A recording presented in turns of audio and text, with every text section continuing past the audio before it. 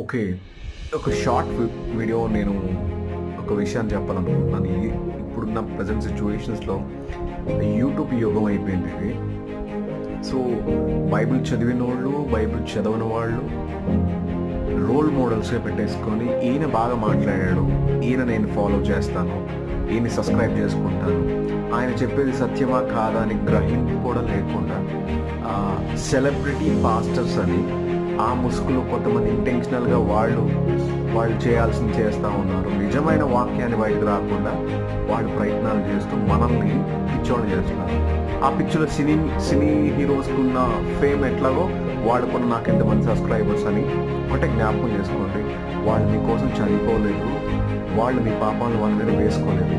అలా చేసిన హీరో ఎవరైనా ఉన్నారంటే ఆయన యేసుక్రీస్తు మాత్రమే. ఆయన్ని ఫాలో చేయండి, ఆయన్ని వెంబడించండి, ఆయన్ని అనుకరించండి.